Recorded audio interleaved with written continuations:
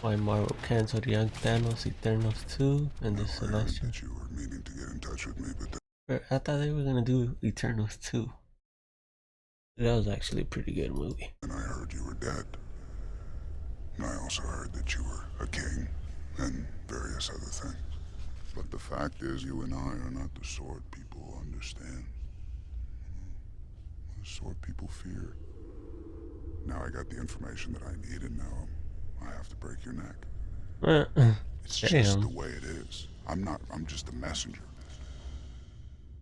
Welcome back, everyone. It's Charlie. Marvel recently announced that it effectively canceled a number of movies and TV Damn. shows that it had been working on the past couple of years, and one of the biggest ones was Eternals Yeah. 2. They've already developed a This lot would of have the been story good. material. We had a pretty good idea for what they were going to do, so we'll break it all down. You might have Damn, heard that's about sad. Kevin Feige's original, larger plans for the Eternals and the way they were going to fit in the MCU going forward through Avengers 5 and Avengers 6. They were originally meant to replace the X-Men. But this was all before Robert Downey Jr. signed a new contract to return as his Doctor Doom. They turned Avengers 5 Kang Dynasty into the Doomsday storyline before the Fox Disney buyout deal happened. Like, originally, Kevin Feige and Marvel's plans were very, very different. Thanos, for instance, was a big part of that too. That's why you probably heard Josh Brolin talking about how Marvel was going to bring him back the last couple of years. You could not live with your own failure. Where did that bring you? Back to me. Back to me.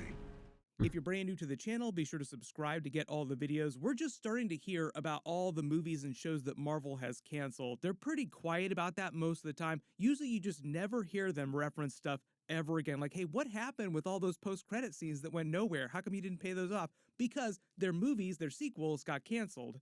The Eternals are probably the biggest casualty of all this chaos the last couple of years. I'm actually kind of bummed that we're not getting more of that Thanos backstory that we were promised. Because if you're not a big Yeah, comic that book reader, sucks. during the movie they hype up Thanos' backstory. He is an Eternal from the planet Titan, like these other Eternals here. So Eternals 2 was going to get into that backstory more. That's the whole reason why they hyped up the Star Fox relationship in the Eternals post-credit scene. So we'll explain what was Damn. supposed to happen in Eternals 2, what their new plan is for those characters like Kit Harington's Black Knight, who isn't an Eternal, but also had a bunch of projects that he was supposed to show up in next, canceled or outright changed. Cersei, Star Fox, the Celestials, who are some of the most powerful cosmic beings in the Marvel Universe, originally Marvel had big plans for them. Even before Marvel pivoted to Kang the Conqueror a couple years ago after he blew up in the Loki series, people love this Jonathan Majors character, this Kang character, why don't we use him as our big villain? That was actually a relatively recent change at Marvel behind the scenes when they were trying to figure out what they were going to do for Avengers 5. It wasn't like they knew they were going to do Kang Dynasty when Endgame was coming out. Like, it took them time to figure that out. Since then, it's changed multiple times. Like, now we have Doomsday instead of Kang Dynasty. I ain't mad at So it, long but I before would have Kang liked the became a other big one thing at too. Marvel, it was going to be the Celestials who became the big villains of Avengers 5 and Avengers 6. Rewind to a couple years ago, you might remember right after the Eternals was released, we actually heard directly from Patton Oswalt, who plays Pip the Troll, that they were actively working on Eternals 2, and it was meant to continue all the storylines that they set up in the first movie. So, Patton, there's word out there that you might be part, speaking of the metaverse, part of the Marvel universe, along with Harry Styles. Oh, well, yeah, there's Harry Styles and I are in a little post-credit sequence in the Eternals. I play Pip the Troll. He plays Star Fox, Right. Thanos' brother. It's actually, Al, it's interesting, in early issues of the comic, see, Star Fox originally, when he first appeared, he was... Come back, come back to me. Come back to me. He's getting into There's character. going to be an Eternal sequel. Chloe Zhao is going to direct it, so hopefully there will be more adventures of Star Fox and Pip. You have to keep in mind that that clip of him was from back during the pandemic era a couple years ago. Like, this is an old clip, and the Eternals movie itself came out during the peak of the pandemic, before a lot of theaters had reopened, when people around the world were still really hesitant about going back out to movie theaters for anything but like the highest order of things like Spider-Man No Way Home. During the pandemic era, that was kind of like the exception to the rule. People were like, who cares about that? We're going to go see Spider-Man No Way Home. There's one simple thing you can do to make this whole virus go away. Stop seeing Spider-Man. But during those years when things were really bad, most movies tanked at the box office just because people did not want to go to the I actual remember I movies. want to go watch So the Eternals Eternals. movie I liked financially it. did very poorly for Marvel. That was the first sign of trouble. The quickest way to get canceled at Marvel is to not make money. Marvel's whole plan in general for releasing movies, TV shows, their whole Disney Plus strategy was totally different during that time, too. It was basically a free-for-all there. Kevin Feige's Disney overlords infamously had told Marvel to make as many movies and shows as possible for Disney Plus. We saw what that led to. Multiverse thing. It's not great. It's just been miss after miss after miss. All kinds of quality control issues. Probably the most chaotic example of that is Secret Invasion, but after Kevin Feige pumps the brakes, he fires like a whole bunch of people at Marvel. Like all the people that worked on Secret Invasion mostly got fired. That should tell you about the chaos behind the scenes at Marvel. Yeah, that was They pretty clean house, reduce their bad. output to a trickle. That's why Deadpool and Wolverine is their only movie they released this year in 2024 as of me posting this video. Originally, there were going to be 4 movies this year and at least like 4 to 5 TV shows, just to give you an idea for how much stuff originally they planned on sucks. releasing. Eternals We didn't 2 get anything. originally would have been released within a couple years of the first movie, before Avengers Secret Wars, also which had originally been scheduled to release back-to-back with Avengers 5 in 2025. Remember, way back at Comic-Con a couple years ago, they said they were releasing 2 Avengers movies in the same year, and it was going to be next year. Talk about peak content era. You're going to have to quit your jobs and quit school just to have time to go out and see all this stuff that they were releasing. So when they were still working on Eternals 2, this is what was going to actually happen in the movie. The biggest storyline was Arishem the Judge showing up at the end of the first movie after they killed Tiamat, that dead celestial, in the Indian Ocean. They've just been sitting there for the last couple years in the MCU. It's turned into a big meme. They barely mentioned it. She-Hulk is the only time that they've actually directly referenced it since it actually showed up. They finally decided to pay that plot off during the new version of Captain America 4 Brave New World. They're going to say that adamantium grows on the Celestial, so that's where adamantium comes from in the MCU. That movie is coming out in February. We'll get a much bigger trailer. They're gonna be later trying this to year get a that'll hand spell on out that. more of the actual story of the movie and how adamantium figures into it. Just because that now leads in a completely different direction for Marvel, a very X-Men Wolverine kind of direction. That's all part of Marvel's new plan, like the brand new plan, post-cleaning house. Before all this, they would have just paid off that dead Celestial storyline in Eternals 2. Arishem the Judge shows up to hold the Eternals to task for failing their mission to aid in the birth of the Celestial. That's the only reason they were sent to Earth, to make sure the Celestial would be born. They refer to that as the emergence. During the movie, they revealed Celestials created new Celestials by planting seeds inside worlds that fed on the life force of beings from the planet until eventually it matured and would break its way out of each planet like a chicken hatching from an egg. Everybody knows what happens to eggs when chickens hatch out of them. R.I.P. Earth. Thousands of years, the Eternals lived on Earth. They grew to care about humans, so they stopped the emergence. But in doing so, they killed one of their gods, essentially. Like the Celestials are gods to them. The Celestial hosts got pissed. Arishem the Judge said that they would then vote on whether or not Earth was worthy of being spared at the cost of the dead Celestial, and if they judged them, thus the name Arishem the Judge, to be unworthy, then the Celestial host would return to destroy Earth. There was a little bit of backstory relating to this during Guardians of the Galaxy 1 when they were talking about the history of the Infinity Stones. You actually see Eson the Searcher using the Power Stone to destroy a world. It was them judging a world, basically wiping the slate clean and moving on to the next world. The Celestials were threatening that the same thing was going to happen to Earth. That's how I was All the looking while forward this to is it. happening, they're Eternals. planting more Celestial seeds in other worlds to create more new Celestials. They changed the Celestials from the comics a little bit for the movie. In the movie, they explained the life cycle of a Celestial is that once it grows and destroys its host planet, it uses its innate celestial energy, its cosmic energy. You see the Eternals using small portions of that during the movie. That's where all their powers come from, because they are basically celestial robots. The Celestials use that energy in their bodies to create new galaxies, starting with the creation of a new sun. So when they do that, they basically expend all their energy, their life force. They die like that Celestial dies, and that's why there's such a big cycle of them needing to create more Celestials so that they can create more galaxies. Arishem the Judge said that if they stopped doing that, the Marvel Universe would stop expanding, begin contracting, and you'd eventually see the heat death of the universe, but it would take billions of years for that to happen. So part of the idea is that it's kind of a lie from the Celestials, like the Celestials are lying about their true purpose and why they need to do all these things.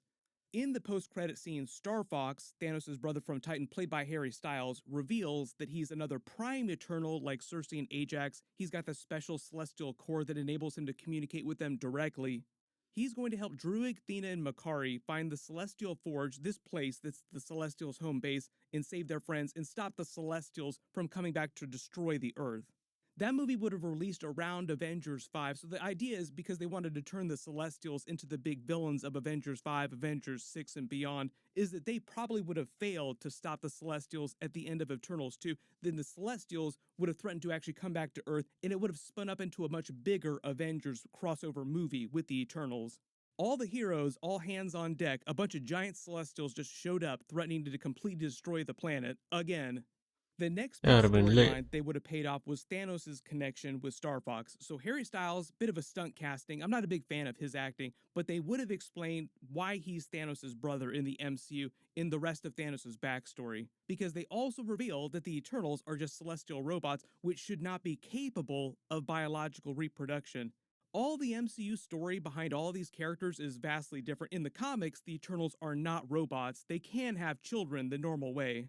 But in the MCU, they never reference Thanos being a robot. He also ages visibly, meaning that he's probably not a celestial robot or he doesn't look like a robot. But then how could he be an Eternal from Titan if he's not a celestial robot? So there are a lot of logic problems that they were going to try and solve in Eternals 2. The answer in the comics is that Thanos' mother and father, Alars and Suisan, who get a shout out from Red Skull during Avengers Infinity War, they use the quantum bands of Quasar to conceive Star Fox and Thanos so that she can actually give birth to them. So it just took a huge power-up to make that possible. Thanos was born with the deviant gene, which is why he's an Eternal, but he looks like a deviant, like why he has the purple nutsack chin. And you can actually go read about this in the Thanos comic book. It gets into his full backstory as a child growing up on Titan, how he begins his relationship with the cosmic entity Death, and why he eventually comes to the conclusion that he needs to snap half of all life in the universe with the Infinity Gauntlet. But remember, they changed a lot of that backstory in the MCU. What they probably would have done is hand wave over a little bit of the technicalities, but explain that Thanos' parents found a way to actually conceive him in Star Fox. He was still born, just looking different. It's also why Josh Brolin kept saying for years after Endgame that Marvel was going to bring him back as Thanos in new projects. This, Eternals 2, would have been one of those times. We have seen them bring Thanos back during the What If series a couple times, but that's animation. This We need would more have been live action. Thanos. There is some new Thanos stuff they announced at D23. They're doing a version of King Thanos. Josh Brolin will come back to do voiceover for that. That's meant to be an alternate universe storyline for the Disney parks. We'll see if that version shows up in Secret Wars, though. That'd be a good opportunity. We need they can some also dark pay off this moment from the Marvel comics movies, where God to Emperor be honest, Doom too. rips Thanos' skeleton out of his body to show how powerful he is. The hero don't always Just gotta imagine win. Robert Downey Jr.'s Doctor Doom doing that during Secret Wars. That would be amazing. They're probably going to have him do that to a version of the Council of Kangs to get rid of their Kang storyline at the beginning of Avengers 5. Like, how do you deal with this if we're not going to be doing Kang as a big character anymore? Well, you just have your brand new villain wipe the floor with the old villain. RIP to the Council of Kangs. The next big storyline they would have originally followed up on was Kit Harington's Black Knight in the Ebony Blade. The post-credit scene with the Black Knight was meant to set up a couple of things, though, not just Eternals 2. Right after this moment, he and the Ebony Blade were meant to show up in the new Mahershala Ali Blade movie. That's why it's also the first cameo scene for Mahershala Ali's Blade in the MCU. 3 years later, we all know what happened with that. Wesley Snipes' Blade now joking about the lack of a new Blade movie in Deadpool and Wolverine.